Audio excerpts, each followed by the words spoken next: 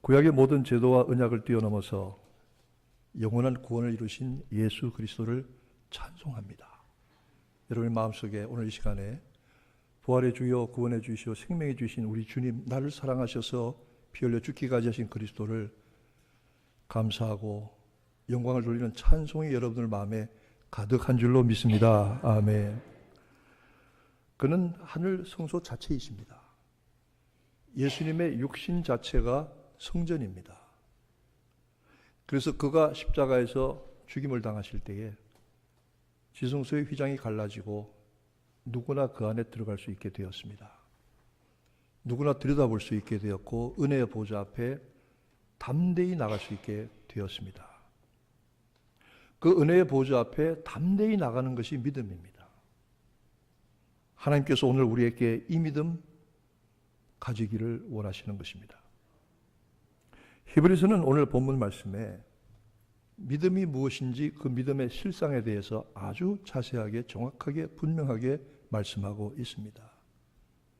믿음의 정의가 무엇이냐? 믿음은 바라는 것들의 실상이요 보지 못하는 것들의 증거라고 했습니다. 하나님이 이루실 모든 일들, 이미 우리 손에 쥐어진 것도 아니고 눈에 보이는 것도 아니고 성취된 것도 아니지만 하나님이 계획하시는 모든 일들이 이루어진다는 증거가 우리 믿음 안에 있습니다. 우리가 믿음을 보일 때 그것이 그 자체가 증거입니다. 내 믿음이 증거입니다. 또한 바라는 것들의 실상이라고 했습니다. 이 실상이라고 하는 것은 우리가 간절히 바라는 것의 실체의 말입니다. 영어로는 substance, 아주 실제로 존재하는 구체적인 상태, 모양, 이런 것들입니다. 예를 들면 제가 몇 번 얘기했지만 그렇습니다. 과거에 이 10몇 년 전에 우리 본당이 지어지기 전에는 이 자리에 주택이 3채가 있었습니다. 제가 88년도에 처음에 이 뉴욕 한빛교회를 방문한 적이 있습니다.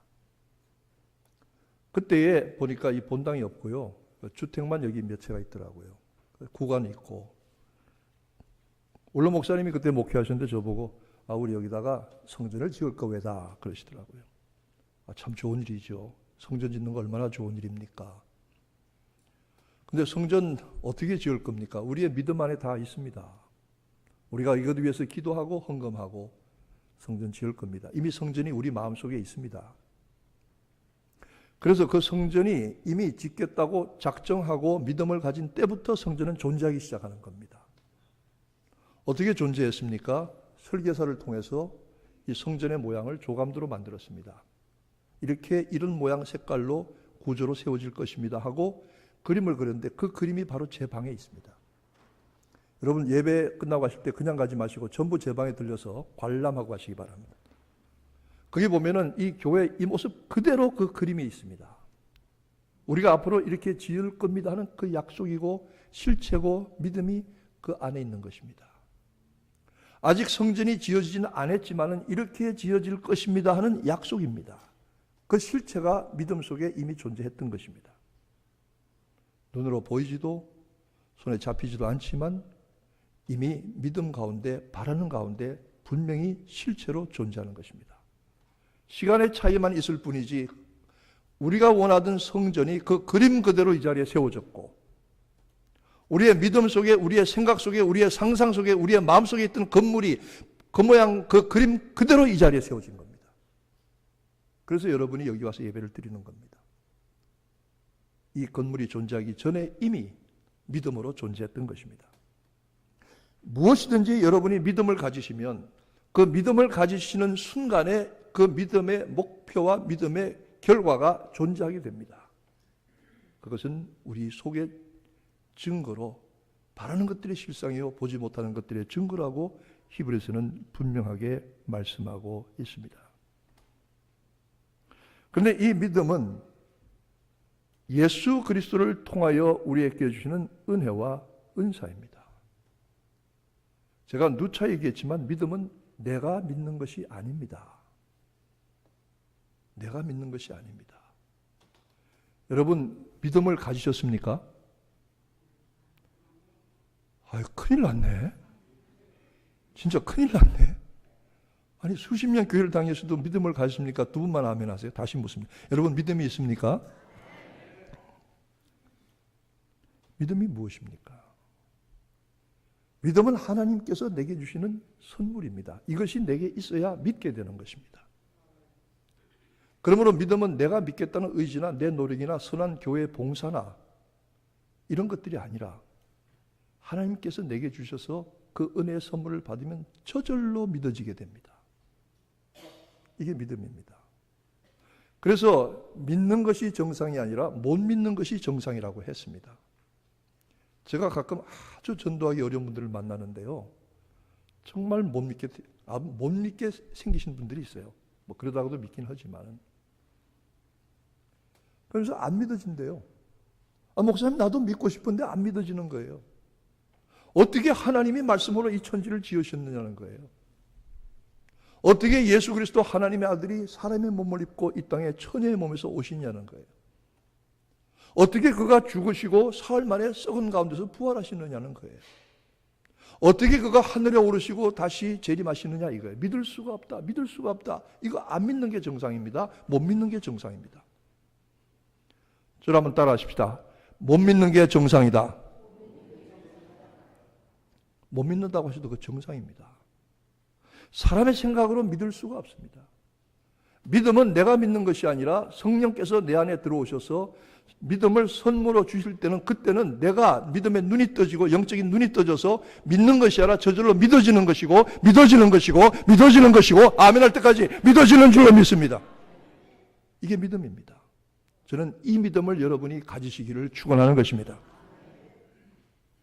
믿음은 부르심에 대한 응답입니다. 하나님께서 우리에게 믿음 주실 기회를 주셔요. 근데 이 기회를 놓치지 말아야 합니다. 많은 분들이 안타깝게도 이 믿음을 가질 전로의 기회들을 수도 없이 놓쳐버리는 분들이 있습니다.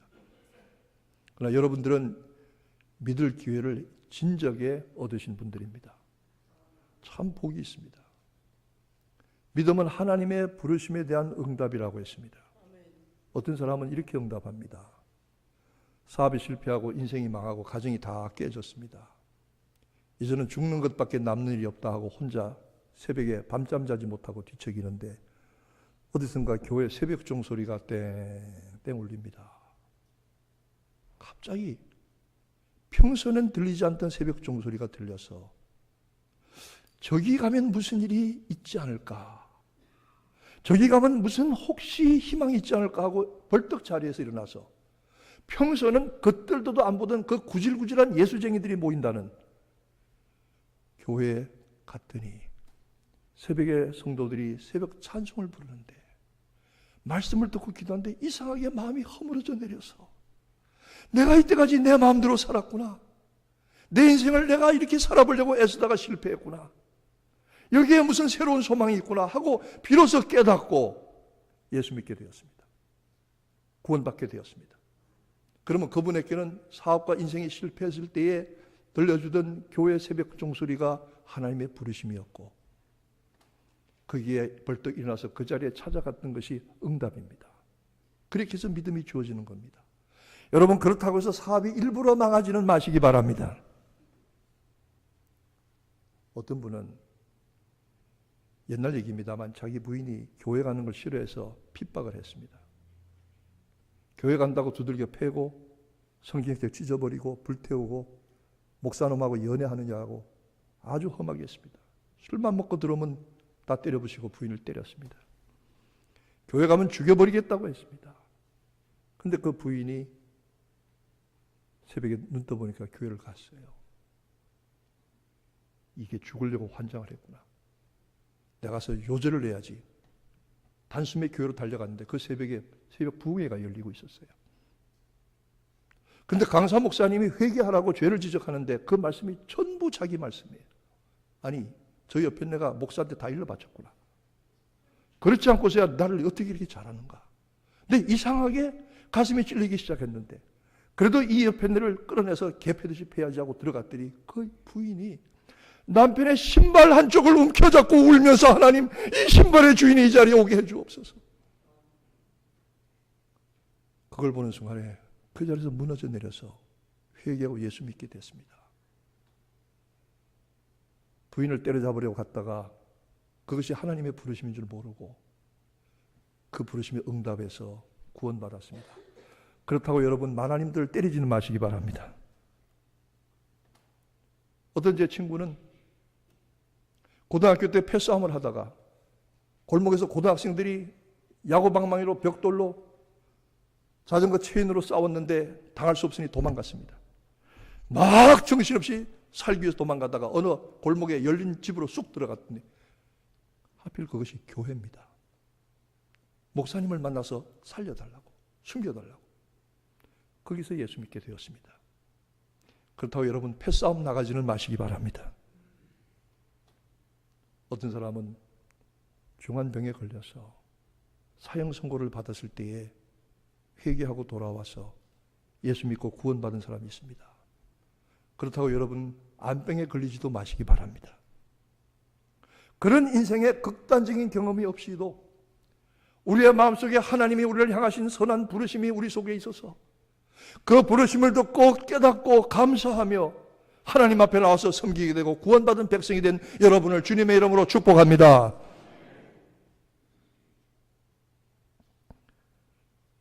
믿음은 전적인 신뢰를 말합니다. 믿으면 다 맡겨야지요. 다 맡겨야죠. 성경은 이렇게 말하고 있습니다. 하나님께 나아가는 자는 오늘 6절 말씀에 반드시 그가 계신 것과 또한 그가 자기를 찾는 자들에게 상 주시는 이심을 믿어야 할지니라. 상 주시는 이심을 믿어야 할지니라. 믿어야 합니다. 하나님이 선한 응답을 가지고 기다리고 계신 줄로 믿어야 합니다. 여러분 하나님의 선하심을 믿으십니까? 하나님이 우리를 위해서 주시는 모든 것은 선한 줄로 믿으십니까? 여러분의 기쁜 일이나 슬픈 일이나 질병이나 고통이나 가난이나 괴로움이나 슬픔이나 모든 인생의 문제들도 하나님의 관점에서 보면 우리를 위하여 주신 선한 뜻이 그 안에 숨겨져 있는 줄로 믿으시기를 축원합니다. 이건 믿고 은혜의 보좌 앞에 담대히 나가야만 상을 받습니다. 응답을 받습니다. 하나님께 나아가는 자는 반드시 그가 계신 것과 제가 몇 번 얘기했지만 제 선배 목사님이 설교하시다가 여러분 하나님이 살아계신다고요. 어떻게 살아계십니까? 시퍼렇게 살아계십니다. 하나님 살아계십니다. 하나님 살아계십니다. 하나님 살아서 다 보시고 계십니다. 하나님의 때에 하나님의 일을 하실 것입니다. 우리는 믿음은 의지하는 것입니다. 전적으로 하나님의 선하심을 의지하는 것입니다. 우리는 내가 힘쓰고 애쓰는 것이 아니라 믿음의 선물을 받아서 믿어지게 되고 그 믿음을 가지고 은혜의 보좌 앞에 담대히 나가서 상급을 받게 되는 것이죠. 하나님의 약속이 이루어지게 하는 것입니다. 그리고 여러분은 하나님의 부르심을 응답하시기를 축원합니다. 하나님 말씀하실 때 아멘하고 순종하시기를 바랍니다. 우리가 신앙생활 하면서 예배를 대신할 수 있는 것은 아무것도 없습니다. 예배에 들어오지 않으면서 다른 일을 하는 것은 근본적으로 잘못된 것입니다. 예배가 우리 생활의 가장 중요한 중심입니다. 이것을 대신할 수 있는 것이 아무것도 없습니다. 그리고 예배에서 선포되는 하나님의 말씀을 대신할 수 있는 것이 아무것도 없습니다.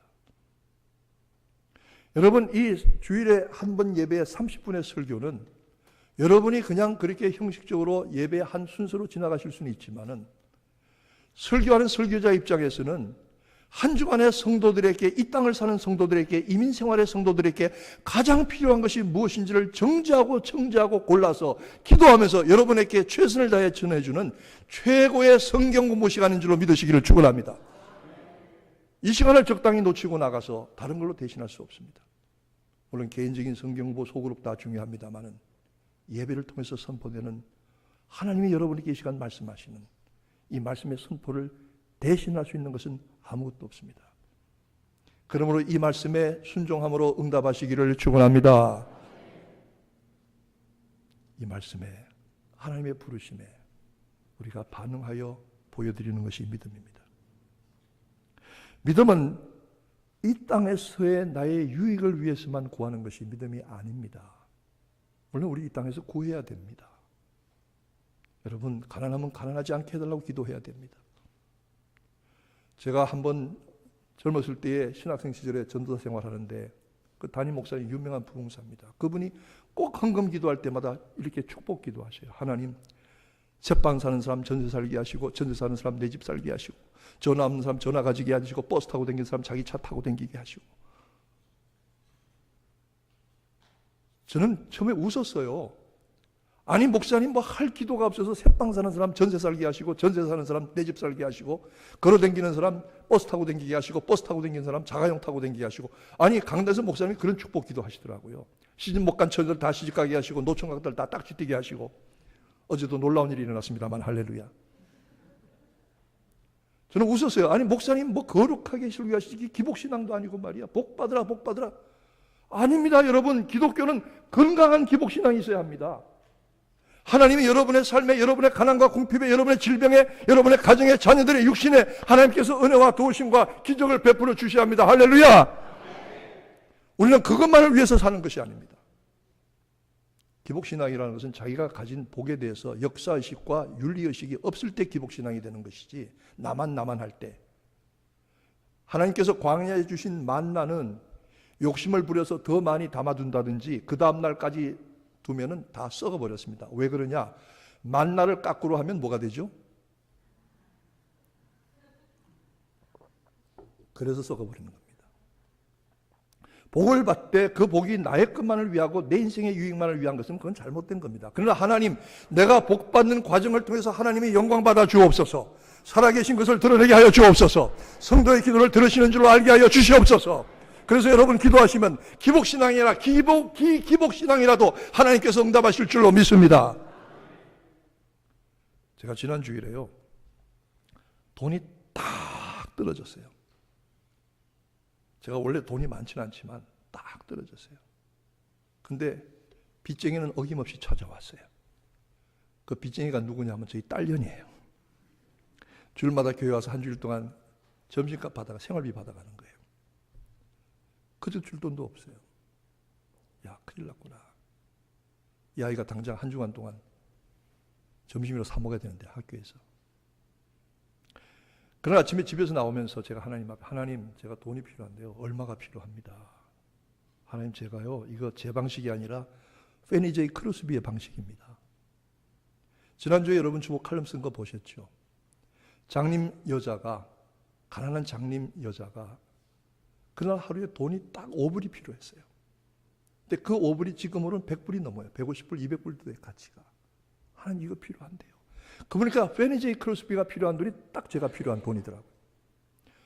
크로스비가 하나님 앞에 그날 엎드려서, 하나님, 제가 5불이 필요합니다. 이 가난한 장님에게 어떻게 이 은혜가 베풀어지겠습니까? 도와주세요. 그날 오후에요, 멀리서 기차 타고 어떤 신사가 그 시골까지 왔어요. 당신이 기독교 잡지에 투고한 찬송시를 보았는데 감동을 받고 만나고 싶어 왔대요. 그러면서 이런저런 얘기를 차를 마시면서 하고 가면서 악수하는데 손에 딱 5불을 쥐어주고 가는 거예요. 5불을 기도했는데 하나님이 딱 5불을 주어주고 하셔요. 그 신사를 통해서. 페니 제이 크로스비가 장님 여자가 너무 기뻐서 그 자리에서 감사해서 쓴 찬송이 나의 갈 길 다가도록 예수 인도하시니. 여러분, 그 찬송을 지어 불렀어요. 나는 심히 고단하고 영혼 매우 가라나 나의 앞에 반석에서 샘물나게 하시네, 샘물나게 하시네. 저는 이 찬송 많이 울면서 불렀습니다. 제가 그래서 목사가 칼럼으로 소개했는데 저도 좀 흉내를 내겠습니다. 하나님, 저 오늘 몇 불 필요한데요. 근데 빚쟁이가 어김없이 왔어요. 돈이 하나도 없어요. 그래서 제가 하다못해 재정부에 올라가서 누구한테 빌리려고 올라갔어요. 근데 하나님께서 생각도 못하게 제가 원하던 그 액수를 이상한 방법으로 주셨어요. 그래서 딸년한테 가서 당당하게 한 주째 점심값을 줬어요. 아빠, 이 돈 어디서 나서? 훔쳐왔다 그랬어요. 왜? 천국은 침노하는 자가 빼앗나니. 하나님께 믿음으로 구했더니 주셨더라. 목사님, 시시하게 얼마를 구했냐고요? 제가 액수는 안 밝힙니다. 얼마 안 됩니다. 큰 요구나 작은 요구나 하나님 도와주십니다. 영육간의 모든 요구를 하나님 채워주실 줄로 믿습니다. 그러나 우리는 그것들만 위해서 사는 것은 아닙니다. 정말 이 오늘 히브리서의 믿음의 조상들이 가졌던 믿음의 대상이 무엇입니까? 무엇을 위해서 이들은 믿음을 가졌습니까? 한 가지입니다. 더 나은 본향, 영원한 본향을 사모하고 그곳에 들어가기를 원하는 믿음을 가졌습니다. 여러분, 우리 인생이 뭡니까? 육신으로 생각하면 우리에게 주신 삶의 수완이 오늘 하루도 1조 깎아먹고 1조 깎아먹고 1조 깎아먹고 1조 깎아먹어서 은행에 예금한 돈을 10불 꺼내고 20불 꺼내고 100불 꺼내서 마지막에 다 바닥이 나는 것처럼 우리 인생이 마지막 세상 떠날 때는 지금부터 남은 우리의 수명을 매일매일 하루, 이틀, 사흘, 한 달, 두 달, 1년, 10년 깎아서 결국은 남는 것이 없는 제로 인생이 될 때는 우리 하나님 앞에 가야 합니다. 그런데 바꾸어 생각하면 우리 인생은 영원한 본향 천성에 이르는 순례의 길을 오늘 하루도 더 가까워지는 겁니다. 하나님 앞에 하루라도 더 가까이 나가게 되는 겁니다. 여러분, 이 순례의 길을 믿음으로 정확하게 흘리지 않고 곧바로 천성을 목표해서 나가시기를 축원합니다. 이것을 히브리서는 오늘 믿음이라고 했습니다. 아브라함이 고향 갈대아 우르를 떠나라고 그랬습니다. 갈대아 우르 떠날 때 어디로 갈까요? 내가 네게 지시하는 땅으로 가라 그랬습니다. 구체적으로 말씀 안 하셨는지도 모릅니다. 그런데 아브라함은 그냥 가라고 하니까 보따리 싸서 나갔습니다. 그 다음은 하나님이 책임지셨습니다. 어디를 향해서? 본향을 향해서. 더 나은 본향을 향해서.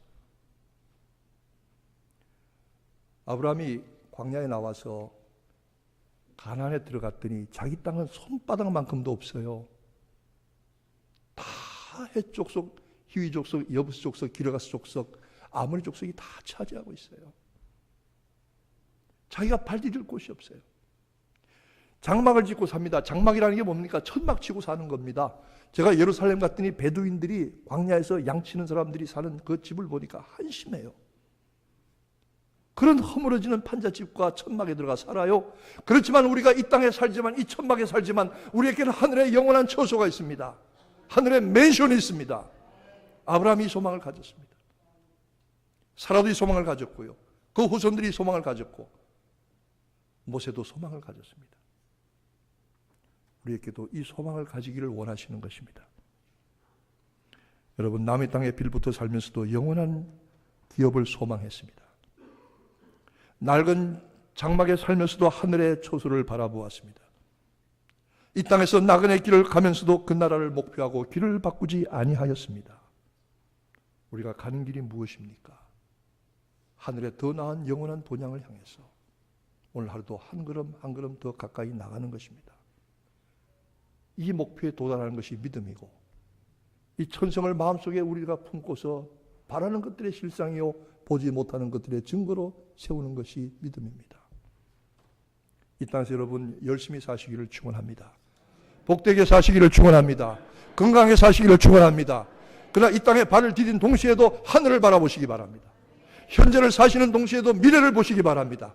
육신을 입고 사는 동안에도 영을 생각하시기를 바랍니다. 이것이 신자의 균형 잡힌 신앙생활, 영적 신앙생활의 원리입니다. 어느 한쪽에 치우쳐서도 안 됩니다. 우리는 하늘의 시민권자들입니다. 제가 한국 TV를 거의 안 보거든요. 저희 마나님이 가끔 그 한국 드라마를 보니까 전부 미친 사람들 같아요. 깨끗 소리 지르고 막 부르짖고 욕하고 따지고 미워하고 증오하고 뭐 이 집에서 나가 들어가 이런 사람들이. 제가 막 골치가 아파요. 근데 여러분 그거 재밌는지 모르지만 저는 아닌 것 같아요.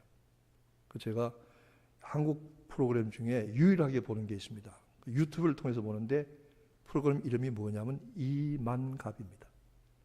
제 후배 목사님 이름이 이만갑인데 보니까 이제 만나러 갑니다 하는 그런 프로그램이에요. 이제 만나러 갑니다. 무슨 프로그램이냐면 북한에서 목숨을 걸고 탈북했던 사람들이 탈북했다 잡혀 들어가고 또 탈북하고 그 죽을 고생을 하면서 겨우겨우 탈출에 성공한 사람들이 모여서 젊은 여성들이 모여서 북한의 실상을 자기가 겪은 그대로 소개하는 프로그램이 이만갑입니다. 한번 보세요. 재미있어요. 그리고 막 눈물 나요. 북한에서 겪었던 이야기를 하는데요. 눈물을 씹을 수 없어요. 그 중에 어떤 한 자매가 자기 얘기를 하는데 한국 여권 가짜를 만들어서 여권에다가 비닐을 뜯고 거기다 사진을 붙이고 비닐을 다시 접합을 해서 중국 공항에서 한국 가는 비행기를 타려고 하는데 공항에 중국 공안 당국자가 그 여권을 보더니 이렇게 보더니 사진을 봤는데 여권을 옆으로 이렇게 보니까 비닐을 뜯었다가 붙인 흔적이 있잖아요. 옆으로 나오라고 그러더래요. 그 순간에 절망이 무너져서 자기는 예수 안 믿지만 하나님 살아계시면 나 한번 도와주세요. 옆에서 이것저것 묻는데 중국 공안이 안 되겠으니까 한국 사람 유학생 여자를 하나 불러서 이 사람이 진짜 한국 사람이냐고 묻더래요. 근데 이 여자는 탈출하기 전에 한국의 드라마하고 아이돌 그 걸그룹 노래를 여러 개를 외웠대요. 아주 딸딸 외웠대요. 서울의 동네 이름도 다 외웠대요. 한국의 학교 이름도 외웠대요. 살려고. 그래서 옆에 그 한국 유학생이 이 사람 한국 사람 같아요. 그랬대요. 그런데 그 한국 비행기가 중국 공항에서 떠나면서 자꾸 얘기해. 우리 비행기에 오래 있을 수 없습니다. 떠나야 됩니다. 빨리 처리해 주세요. 그러니까 중국 공안이, 그 무서운 중국 공안이 무슨 생각이 들었는지, 이거 뭐 진짜든 가짜든 한국 거니까 한국 가서 해결하세요. 가세요. 그러더래요. 하나님, 기다리는 비행기에 올라가서 절을 하면서 성경 여러분 죄송합니다. 제가 사실은 탈북한 사람인데 가짜 여권이 들통이라서 죽을 뻔하다가 지금 살아왔습니다. 그 비행기에 탔던 모든 승객들이 다 일어나서 박수를 치면서 살았습니다. 당신은 이제 살았습니다. 살았습니다. 죄와 사망의 왕노릇하는 우리가 그 마귀 권세에 눌려서 사망의 권세에 사로잡혀 종노릇하는 우리가 예수 믿어서 구원받은 순간에 천국에서는 천군 천사가 일어나서 박수치면서 아무개씨 당신은 살았습니다. 아무개씨 당신은 이제 살았습니다. 그 소리를 듣게 되신 줄로 믿습니다. 그가 말이죠. 대한민국에 와서 대한민국 여권을 받았대요. 여권을 받았는데 여권을 펴면은 표지가 있고 글씨가 있고 그 밑에 사진 붙었고 신상이 있잖아요. 그걸 또 넘기면은 외무부 장관이 그 설명한 글이 있어요. 이 사람은 대한민국 여권 시민입니다. 대한민국 국민이 이 여권을 가지고 통과하는 여행 지역에서는 최대한 이 사람의 안전을 보장해 주시고 이의 여행의 편의를 제공해 주시기 바랍니다. 그런 게 있습니다. 있습니까? 없습니까? 뭐 여권을 받아본 적이 있어야지. 이 탈북자는 그 여권을 받는 순간에 울면서 그걸 읽고 또 읽었대요. 내가 대한민국 국민이구나. 북한은 나를 저주하고 내가 태어난 나라는 나를 죽이려고 했는데 대한민국이 나를 받아주고 나를 살려주고 내 나라 국민이니까 이 사람 보호해 주세요. 여행 편의를 봐주세요. 그걸 읽고 또 읽고 또 읽고 울면서 읽었다. 여러분 읽어본 적 있습니까? 우리는 천국 여권을 가진 사람들입니다. 우리가 이 땅에 살면서 무슨 일을 만나든지 성령께서 보호해 주실 줄로 믿습니다. 성경을 읽습니다. 성경 말씀이 그 외무부 장관의 이야기와 같습니다. 너는 내 아들이라, 너는 내 딸이라, 너는 천국의 백성이라. 천국 백성 되신 것을 주님의 이름으로 축복합니다. 예수의 피로 천국 입국의 비자가 쾅 찍혀서 성령이 서명하신 줄로 믿습니다. 오늘도 우리의 육신의 삶은 하루하루 깎아져 가지만 그 사람은 날로 후패해 가지만 속 사람은 날로 새롭도다. 우리의 믿음의 영원한 대상이고 종착점인 하늘의 본향이 여러분 오늘 하루도 더 가까워지는 줄로 믿고 믿음의 길에서 흔들리지 아니하며 견고하여 앞으로 굳게 나가고 되시기를, 이 한 주간도 하늘 바라보고 승리하시기를 주님의 이름으로 축원합니다. 주님의 이름으로 축복합니다.